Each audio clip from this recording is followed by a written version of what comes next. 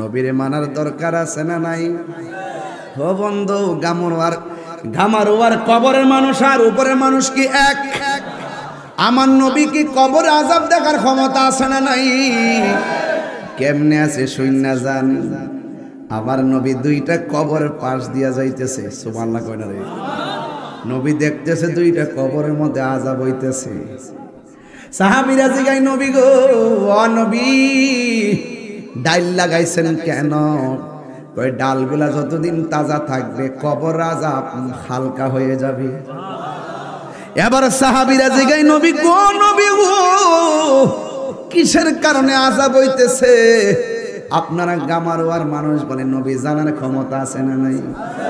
নবীকে মাটির উপরে না মাটির ভিতরে? উপরে। ক্লাসগুলা কি উপরে না নিচে? উপর দিক দিয়ে বন্ধ। তুমি আমি গামারোয়া গুরুস্থানে উঠলে কিছুই দেখতাম না। আর আমার নবী কয়, সাহাবীরা রে, আমি তাকায় দেখতেছি দুইটা কবরে আযাব হইতেছে। এবার সাহাবীরা জিগায়, নবী গো, নবী গো, নবী, দুইটা কবরে কেন আযাব হইতেছে? আমার নবী বলে, বেশি কারণে দুইটা কবরে আযাব হয় না, স্বল্প একটা কারণে আযাব হয়। এক নম্বরে, একটা কবরের মানুষ প্রস্রাব করে পবিত্রতা অর্জন করত না। দুই নম্বরের মানুষটা চুগলখড়ি করত, এই জন্য কবরের মধ্যে আযাব হইতেছে। ও আব্বারে, চুগলখড়ি করতে ওজন লাগে না, টাকা লাগে না, চুলকায় চুলকায় চুগলখড়ি করা যায়। আবার প্রস্রাব করে পানি না লইলে জরিমানা হয় না, না লইয়াও পারা যায়। হাসতে হাসতে যেই গুনাহগুলা ইজিলি কইরা ফেলায়, এই কবরের মধ্যে ম্যাক্সিমাম আযাব হবে। ইস্তানজিহু আনিল বাউলি বা ইন্নাহু আম্মাতু আযাবিল কবর। কবরের মধ্যে বেশি আযাব হবে প্রস্রাব কইরা পানি না নিলে। এই জন্য আমার যুবকদেরকে বইলা দিয়া যায়, আত-তুহুরু শাতরুল ঈমান, পবিত্রতা হলো ঈমানের অর্ধেক। তুমি যদি নাপাক অবস্থায় রাস্তা দিয়া চলো, জমিন তোমার লানত দিবে। তুমি সব সময় পবিত্র থাকবা, কারণ তোমার মরণ যেই কোনো মুহূর্তে আসতে পারে গো। আপনার আমার মরণটা যেন পবিত্র অবস্থায়, ওযু অবস্থায় মরণ হয়। কথা বলেন ঠিক কিনা? এই জন্য যুবকরা আজকে দিয়ে ওয়াদা, ওয়াদা, ওয়াদা, প্রস্রাব করে ঢিলা টুপ নেওয়ার দরকার আছে না নাই? প্রস্রাব করে পবিত্রতা অর্জনের দরকার আছে না নাই? এই জন্য যুবক, আমার নবী, আপনার নবী দেখেন উপরে তাইকে দেখছেন কবরে আযাব হইতেছে, তার মানে আমার নবী দেখছেন কেন আযাব হইতেছে সেটাও নবী বলছেন। এই আযাব কেমনে মাফ হইব সেটাও বলছেন আমার নবী। ওই অতীতের খবরও বলছেন, কোন কারণে আযাব হয়। ওই প্রস্রাব করে পানি নিত না, এটা হইলো অতীত। আবার কবরের মধ্যে আযাব হইতেছে, এটা হইলো বর্তমান। গাছ লাগাইছি, গাছটা যতক্ষণ পর্যন্ত তাজা থাকবে কবরে আযাব হবে না, এটা হইল ভবিষ্যৎ। তাইলে অতীত, বর্তমান, ভবিষ্যতের জ্ঞান আমার নবীর কাছে আছে না নাই? এই জন্য আমার আল্লাহ বলেন, কোরআন শরীফ পড়লে কি খারাপ লাগে? শান্তি লাগে না? তাইলে আপনারা জোরে জোরে আল্লাহ ডাক দিবেন ইনশাআল্লাহ। আপনারা এই বাইরে যারা আছেন একটু বেশি করে ডাক দিবেন। আপনার কাছে আছেন তো আওয়াজটা সুন্দর হইব। ইন্নাল্লাহা ইউসমিউ মান ইয়াশা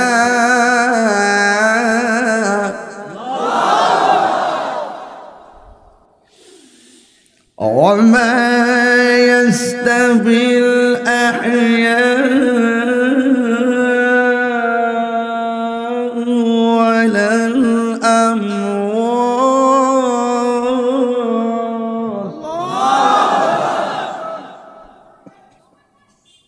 আল্লাহু আকবার। কোন গেলে খুশি না বেজার? কোরআন শরীফ পড়লে লাভ আছে না নাই? গামরার গুরুস্থানের মানুষগুলো যে কান্দে, আপনাকে শুনেন? কথা কন, কেমনে কান্দে জানেন নি? আল্লাহ বাঁচাও, ভয়ঙ্কর সুরে কান্দে, বাঁচাও, আর পারি না, দুনিয়ায় পাঠাও।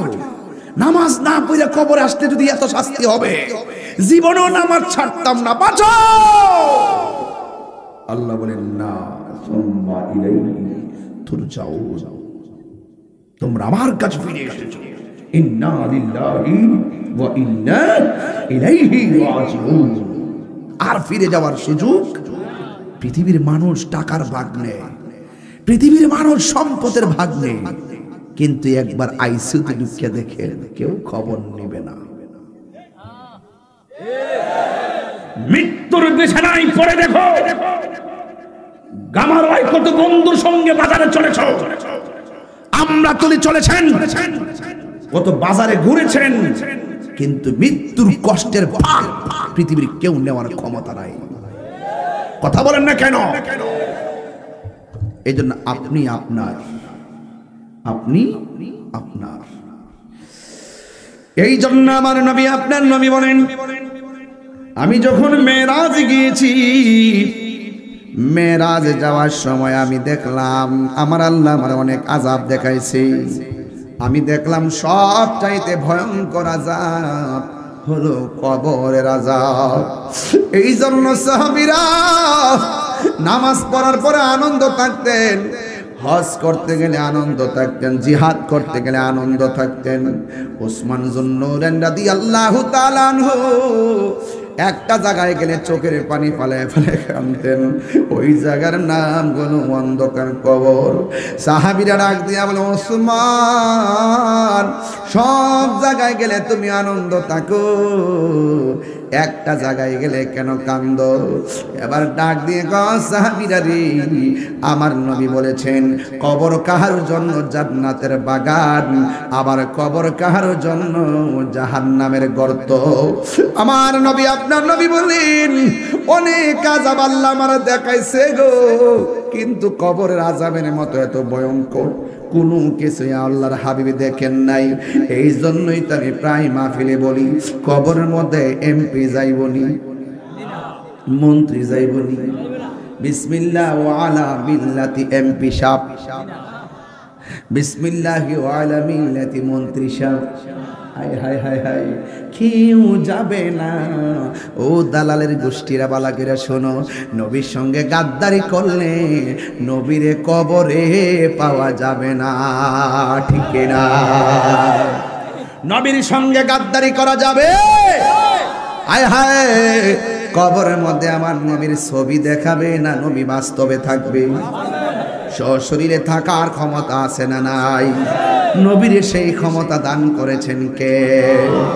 এই জন্য ওসমান যুন্নুরাইন বলেন, আমার নবী আমাকে জান্নাতের টিকিট দিছে, আমার কোনো কর্মের কারণে হয়তোবা এই টিকিট আমার কাছ থেকে নিয়ে যেতে পারি। এই জন্য আমার গামারওয়ার বন্ধুরে, মরার পরে দেখবেন একজন মানুষ এমনি দাঁড়াইব, দাঁড়ায় দাঁড়ায় বলবো, দাঁড়ায় দাঁড়ায় কি বলবে শোনেন। সম্মানিত মুসল্লিয়ানে কেরাম, উপস্থিত মাইয়েত আমার বড় ভাই, দীর্ঘদিন সমাজে চলাফেরা করছে। আপনাদের মনে যদি কোনো কষ্ট দিয়া থাকে তাহলে আল্লাহর রাস্তায় মাফ করে দিবেন। আর কোনো ফানোদানা থাকলে আমরা আছি, আমরা কোয়েন দিয়ে দিব। আর দূর দূরান্তে যারা আইছেন তাহলে ডাল ভাতের ব্যবস্থা করছে মানিক মেয়ের ঘর, তাহলে খায়া টায়া যায়।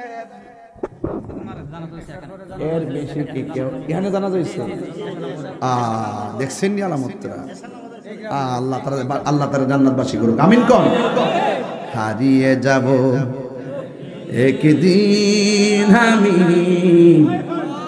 রব নাই ভুবন চিরদিন, বলো হারিয়ে যাব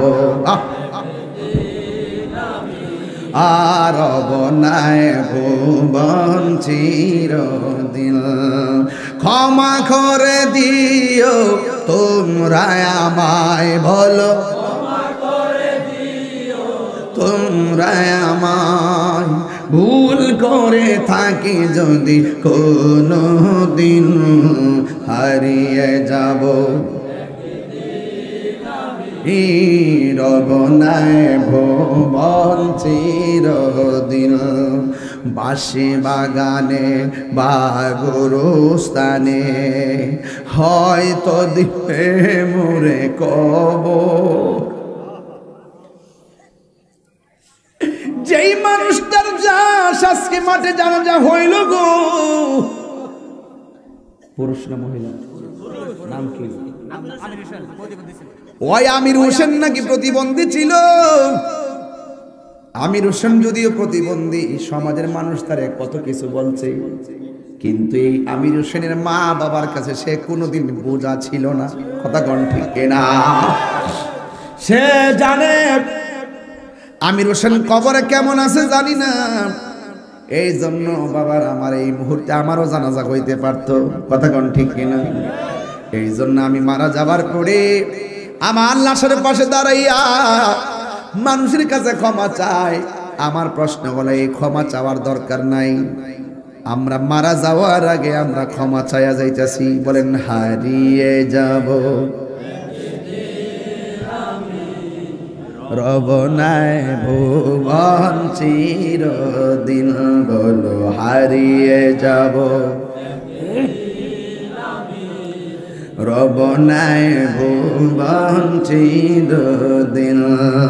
ক্ষমা করে দিও তোমরা আমায়, বলো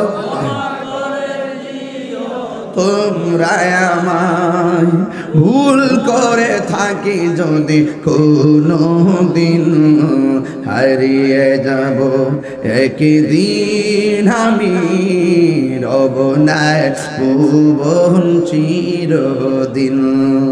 বাঁশি বাগানে বা গুরুস্থানে হয়তো দিবে মোরে কবর, তোমরা আমায় যাবে ভুলে, রাখিবে না জানি কোনো খবর। বাঁশি বাগানে বা গুরুস্থানে হয়তো দিবে মোরে কবর, তোমরা আমায় যাবে ভুলে, রাখবে না জানি কোনো খবর।